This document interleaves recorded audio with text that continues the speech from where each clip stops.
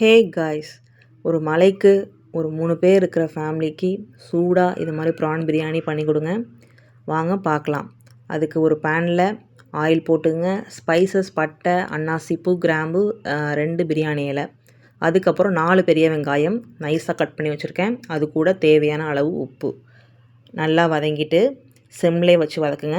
அதுக்கப்புறம் 2 பச்சை மிளகா போட்டிருக்கேன். நீங்கள் வேணும்னா இன்னும் போட்டுக்கலாம். ஒரு கைப்பிடி கொத்தமல்லி, ஒரு கைப்பிடி புதினா, அதையும் நல்லா மிக்சிங் பண்ணிவிட்டு இன்றைக்கி நான் 2 ஸ்பூன் இஞ்சி பூண்டு பேஸ்ட் எடுத்திருக்கேன். அதையும் மிக்ஸ் பண்ணிங்க. அது கூட 1 ஸ்பூன் மிளகாய்த்தூள், 1 ஸ்பூன் மல்லித்தூள், 1 ஸ்பூன் மஞ்சத்தூள், அந்த மசாலாவையும் போட்டு மிக்ஸ் பண்ணிவிட்டு அதுக்கப்புறம் 3 சின்ன தக்காளி எடுத்திருக்கேன். அந்த தக்காளியும் மிக்ஸ் பண்ணிவிட்டு கெட்டி தயிர் 2 ஸ்பூன் அதையும் மிக்ஸ் பண்ணிங்க. அது கூட இன்றைக்கி நான் 1/2 கிலோ ப்ரான் எடுத்திருக்கேன். அதையும் அது கூட மிக்ஸ் பண்ணிவிட்டு ஒரு 5 நிமிஷம் மூடி போட்டு வேக விடுங்க. தண்ணி ஊற்ற வேணாம். நல்லா வெந்ததும் நான் இன்றைக்கி 1 கப் பாஸ்மதி ரைஸ்க்கு 1.5 கப் தண்ணி எடுத்திருக்கேன்.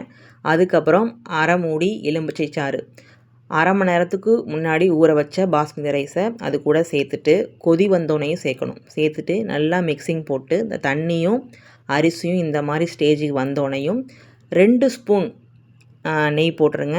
நெய் போட்டுட்டு மேலே இது மாதிரி கல் வச்சு 15 நிமிஷம் சிம்மில் வைங்க. அதுக்கப்புறம் ஆஃப் பண்ணிடுங்க.